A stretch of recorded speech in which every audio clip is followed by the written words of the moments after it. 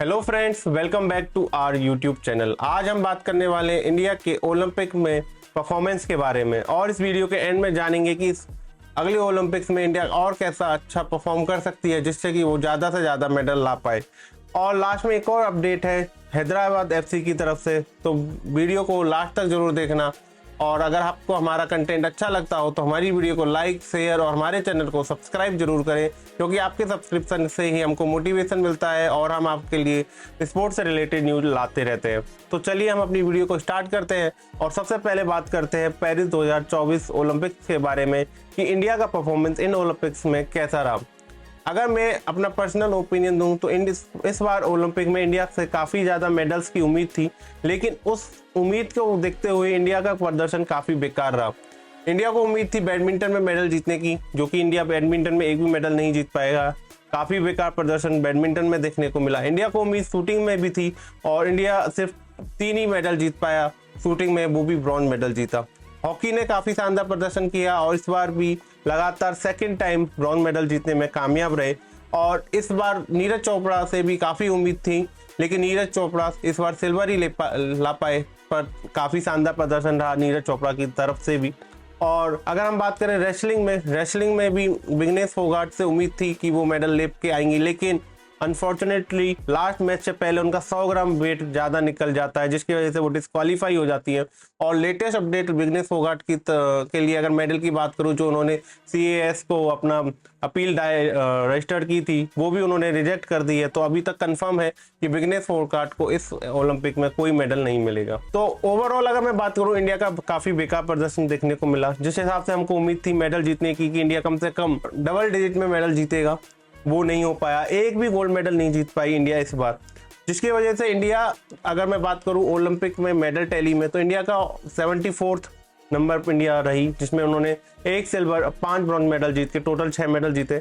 और वहीं अगर हम बात करूं पाकिस्तान की, तो पाकिस्तान इंडिया से इस बार मेडल टैली में ऊपर है, क्योंकि उन्होंने 1 गोल्ड मेडल जीता है। तो अगर मैं बात करूं, अगर कोई कंट्री 1 गोल्ड मेडल भी जीते और दूसरा कंट्री चाहे वो 50 सिल्वर और 50 ब्रॉन्ज जीतने के बाद भी अगर वो गोल्ड मेडल नहीं जीतता है, तो उस मेडल टैली में नीचे ही माना जाएगा, क्योंकि गोल्ड मेडल की ज़्यादा अहमियत होती है। तो इस बेसिस पे पाकिस्तान इस ओलंपिक में 1 ही मेडल जीत पाया, जो कि जेवलिंग में उनको मिला था। तो उस 1 मेडल की वजह से वो इंडिया से पॉइंट्स टेबल में, मतलब मेडल टेबल में इंडिया से ऊपर है। अब आगे बात करते हैं कि 2028 और उसके बाद ओलंपिक्स में इंडिया कैसे ज़्यादा से ज़्यादा मेडल जीत सकती है। जो इस बार ओलंपिक्स में कमी देखने को मिली, वो अगले ओलंपिक में ना देखने को मिले।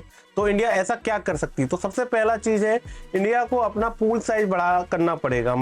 जैसे कि अगर मैं एग्जांपल के लिए किसी एक स्पोर्ट्स को पकड़ूं, जैसे जेवलिंग थ्रो को अगर मैं लेता हूं, तो जेवलिंग थ्रो में इंडिया को कम से कम पहले तो ज़्यादा से ज़्यादा खिलाड़ी उस स्पोर्ट्स इवेंट में जाने चाहिए, ताकि जिससे उम्मीद होती है कि ज़्यादा से ज़्यादा, मतलब जो प्रदर्शन होगा अच्छा होगा, कंपटीशन, क्योंकि इंडिया से ज़्यादा लोग जाएंगे तो उनमें भी आपस में अच्छा कंपटीशन होगा और वहाँ पे मेडल काउंट बढ़ने के चांसेज होते हैं। दूसरा, इंडिया को जो स्पोर्ट्स मिनिस्ट्री है, इंडिया की स्पोर्ट्स मिनिस्ट्री है, उनको और अच्छे से काम करना होगा, क्योंकि अभी तक होता क्या है कि स्पोर्ट्स मिनिस्ट्री डिफरेंट बोल सकते हैं, जो डिफरेंट अथॉरिटीज है, डिफरेंट फेडरेशंस हैं, उनको पैसे देती है। जैसे कि हो गया फुटबॉल, हो गया हॉकी, हो गया रेसलिंग, हो गया बास्केटबॉल, वॉलीबॉल, या जो भी और फेडरेशंस हैं, उनको साइड पैसा देती है, मतलब जो भी पैसा देते हैं। तो उसमें जितने भी फेडरेशन में लोग होते हैं वो ज़्यादातर राजनेता ही होते हैं, नेता ही होते हैं। और वो नेता कितना स्पेंड कर रहे हैं, किस प्लेयर पे स्पेंड कर रहे हैं, उसका कोई भी, मेरे को लगता है कोई भी मॉनिटरिंग नहीं होती है। तो जिसकी वजह से जो डेवलपमेंट होना चाहिए स्पोर्ट्स में, उस टाइप का डेवलपमेंट देखने को नहीं मिलता है इंडिया में।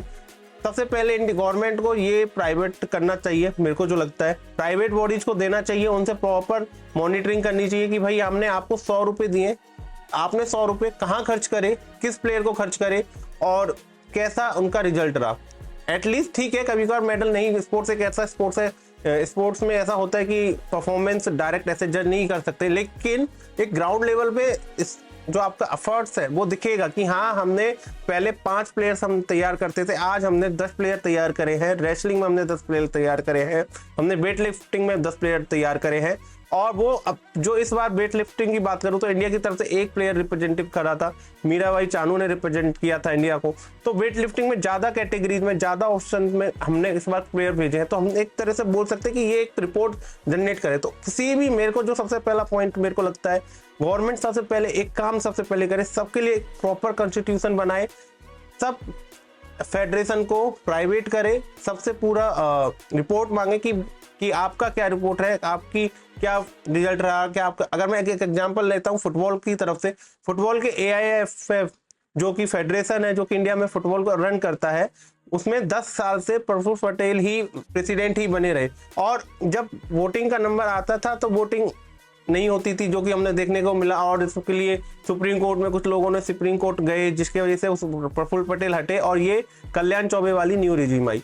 और अगर मैं बात करूं, प्रफुल्ल पटेल अभी भी जो वेस्टर्न इंडियन फुटबॉल फेडरेशन है, जो महाराष्ट्र का है, उसके प्रेसिडेंट बने हुए, और वो आप उम्मीद लगा सकते हो वो कितने सालों से हैं।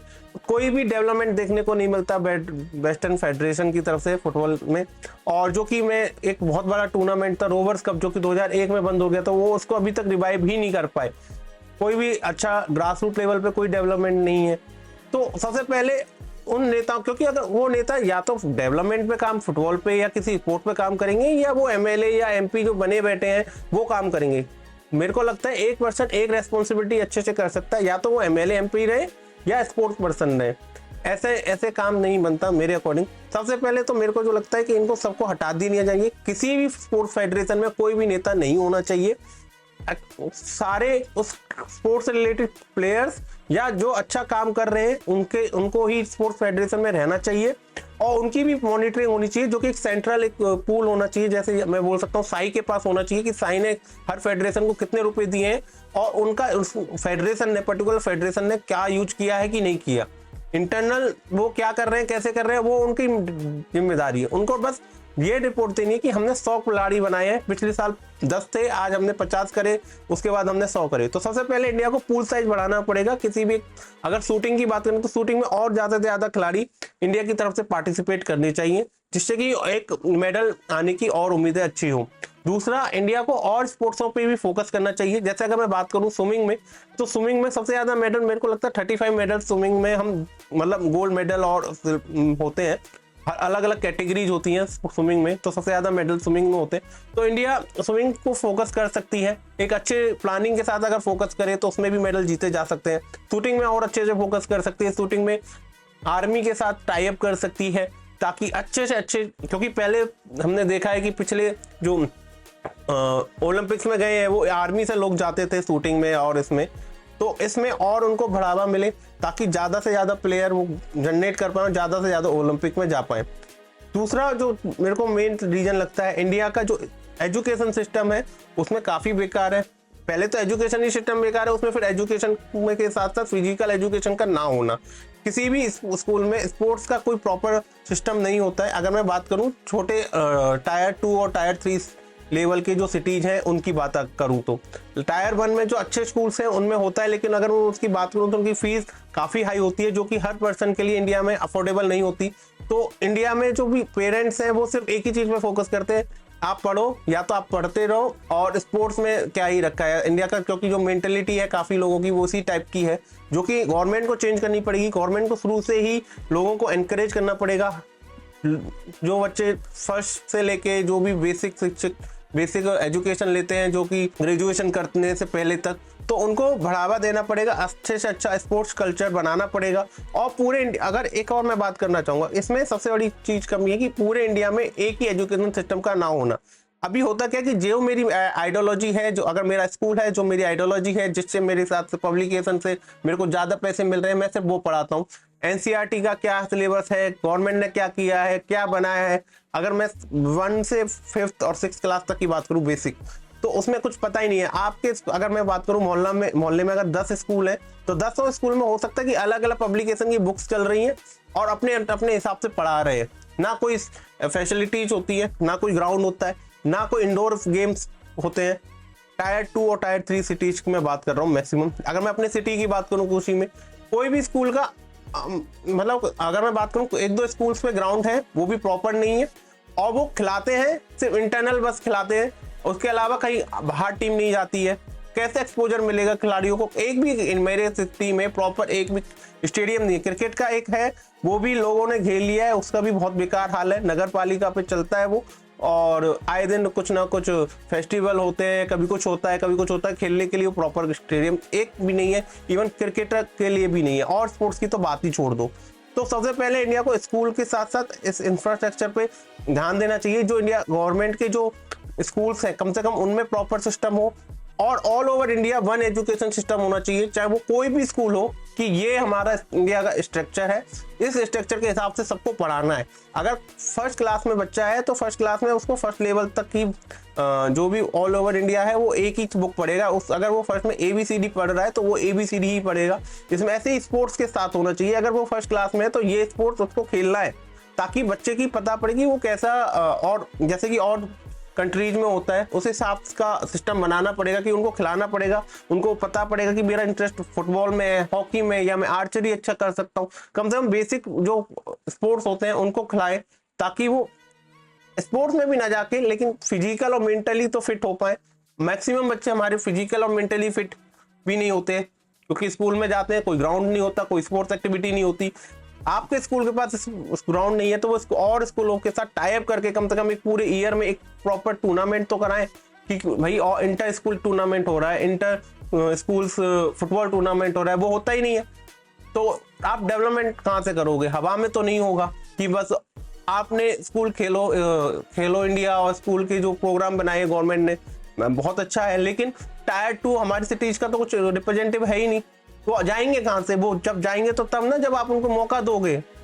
स्कूलों का वो एक स्ट्रक्चर की नहीं आपको फॉलो करना है, वो फॉलो ही नहीं करते, क्योंकि उनका खर्चा होगा ना, स्पोर्ट्स में बैट लाना पड़ेगा या कुछ और एक्टिविटी करनी पड़ेगी, फीस तो पूरी लेते हैं, पर इन चीज़ों पे काम होता नहीं है। तो गवर्नमेंट को सबसे पहले मेरे को लगता है 2 काम में सबसे पहले इंप्रूवमेंट करना पड़ेगा।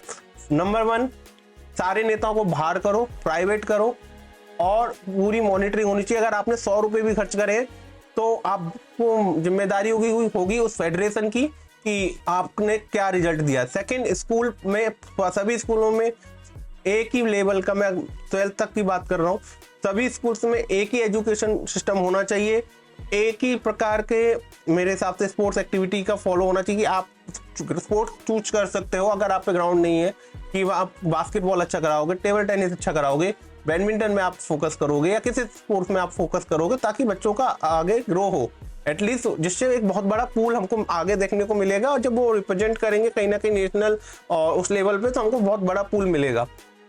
इस तरीके से मेरे को लगता है अगर गवर्नमेंट काम करे तो ही स्पोर्ट्स में डेवलपमेंट हो सकता है। अन्यथा मेरे को नहीं लगता कि इसके अलावा कुछ और ऑप्शंस है कि स्पोर्ट्स को डेवलपमेंट करने के। अगर इस बेसिस पे चलेंगे तो मेरे को लगता है कि 2028-2032 जो ओलंपिक्स होने वाले हैं उसमें ज़्यादा से ज़्यादा मेडल जीत पाएगी इंडिया।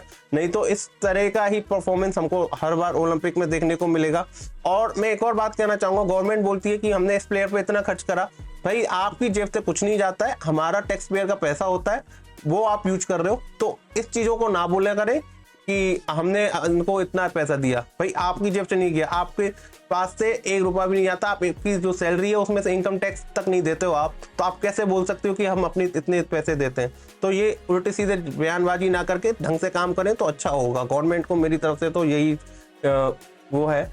हम बात करते हैं, एक अपडेट अच्छी न्यूज मिलने को मिली है हमको ISL की तरफ से। जो ISL का क्लब है हैदराबाद FC, उनको इस बार जो लग रहा था कि वो ISL में खेल पाएंगे नहीं खेल पाएंगे, क्योंकि उन पे काफ़ी ज़्यादा लोन हो चुका था और लग रहा था कि वो इस बार ISL नहीं खेल पाएंगे, क्योंकि वो डूरंड कप में भी पार्टिसिपेट नहीं कर पा रहे। तो हैदराबाद FC को एक स्पॉन्सर मैं बोल सकता हूँ, और उन्होंने टाई अप कर लिया है जिंदल ग्रुप के साथ। तो होपफुली ये अच्छी पार्टनरशिप हो उनके बीच में, और अच्छे से वो इस बार, उम्मीद तो कम है क्योंकि इस बार बहुत कम टाइम बचा है हैदराबाद FC को नई टीम बनाने के लिए, बट स्टिल एटलीस्ट वो पार्टिसिपेट करें और कुछ प्लेयर्स के साथ अच्छे से पार्टिसिपेट करें और नेक्स्ट ईयर नई टीम बिल्डअप करें और ISL में अच्छे से परफॉर्म करें, जिससे कि इंडियन फुटबॉल को फ़ायदा मिलेगा। तो दोस्तों, आपको क्या लगता है इंडिया का स्पोर्ट्स कैसे ग्रो हो सकता है? जो मैंने आपको सजेशन दिए हैं कि गवर्नमेंट सारे फेडरेशन को प्राइवेट कर दे, स्कूल एजुकेशन में स्पोर्ट्स को मैंडेटरी करे, अच्छे से all over India one education system को फॉलो करे। तो दोस्तों, आप हमको कमेंट सेक्शन में बताएं कि क्या क्या आपके अगर थॉट्स हैं, और अगर आपको हमारी वीडियो अच्छी लगी है तो हमारी वीडियो को लाइक करें, शेयर करें और हमारे चैनल को सब्सक्राइब जरूर करें। जय हिंद, जय भारत।